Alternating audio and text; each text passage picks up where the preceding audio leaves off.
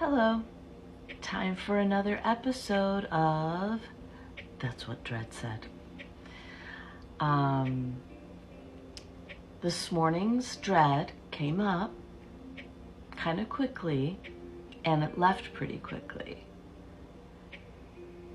The divine message that came in was a little bit different than the normal ones of trying to maybe pivot and relax. This one that came in said, Shelley,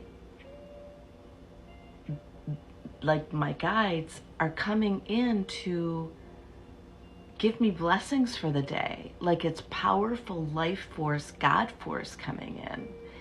And my body and my mind are like, whoa, it's like I pictured a barn and it's just busting open with blessings, okay? But I just woke up. So my body's like, oh, and then I heard my body, mind say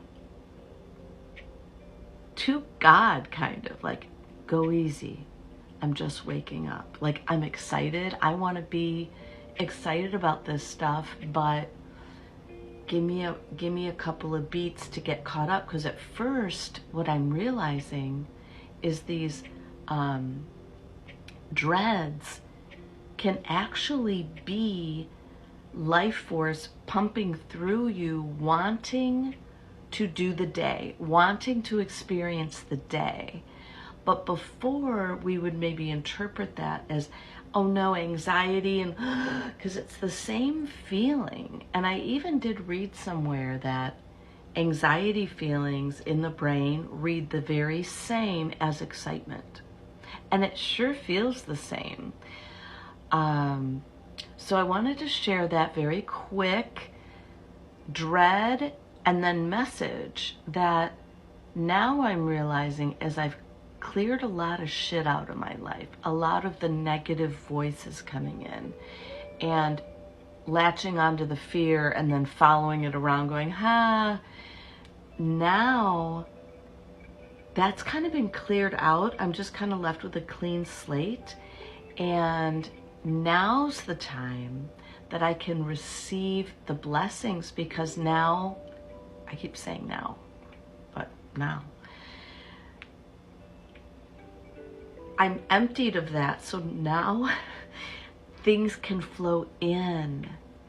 And I know I've spoken this before, that I'm realizing, oh shit, I have a hard time with actually receiving blessings and receiving that storehouse coming at me. And I'm not giving up on wanting to receive the blessings. Okay, so that was one really good message. The other one that I got, so there's two, is that, and I think I can speak for a lot of us,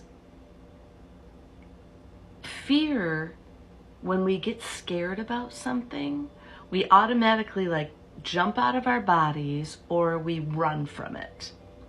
We run from it from distractions, addictions, shopping. We don't want to sit with ourselves. If we sit with ourselves, guess what?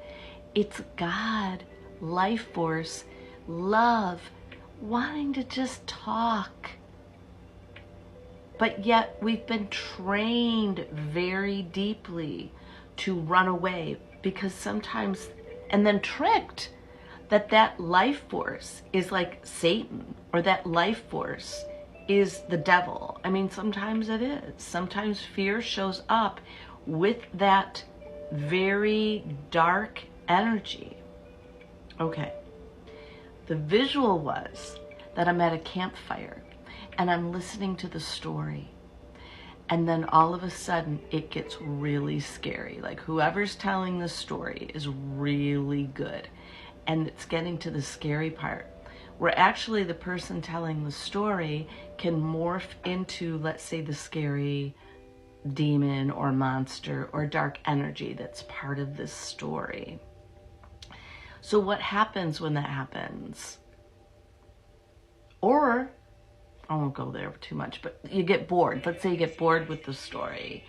Well,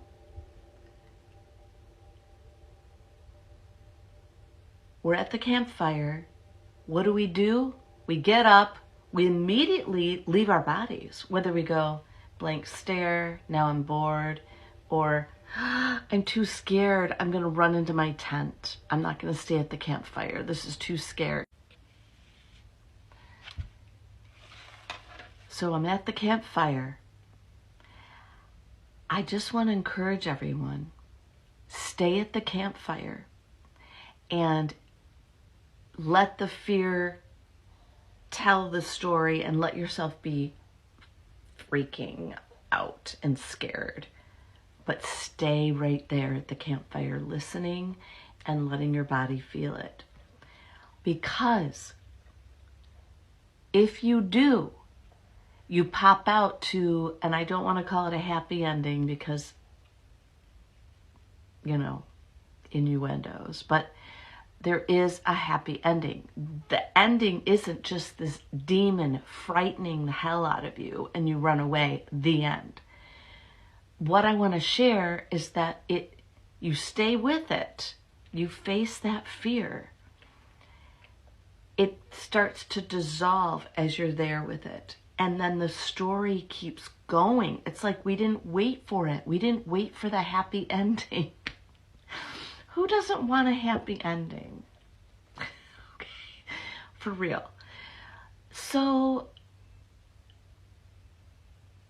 what I realized is we disassociate, we pluck ourselves out of our body for a survival reason. We're freaking scared. We go back. So what I realized was, no, go back to that campfire. And that's what I've had to do. Now the issue is, usually how it's set up is you have to go back to the campfire where you left. Okay? So if you left at the scary part, the maybe trauma part, you got to still sit there. And it's waiting for you to be dealt with. The issue is, let me make sure this is still going. Yes, it is. The issue is, unfortunately, fear stuck in our bodies, because that's what happens. We run away, but it's stored somewhere. That will have to be attended to as well. Whereas if we would have just sat and listened to the story, let the fear process out, we would have been able to move on to the happy ending. That's what Trent said. Okay. But since we didn't, it got infected. So now we have more work, kind of like a hoarder. If they would have just take the trash out every Tuesday, we'd be fine. It got built up too much. And now we've got a chaotic crisis on our hands. You will have to go back to that campfire. You will have to deal with not only the fear that was there, that could be quite demonic feeling, but also unearth the infection part that the fear stayed in your cells of your body. But it's just going to take a little longer with the story. But the story is still going to play out. So you might as well go back to the campfire, deal with the demon at hand, deal with the extra demons now that are at hand from getting the trauma out, but it's all overarching. Okay, it cut me off, sorry. So the overarching thing is that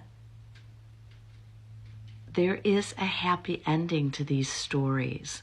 Love has us and is trying to commune with us. God's trying to commune with us and be reconnected.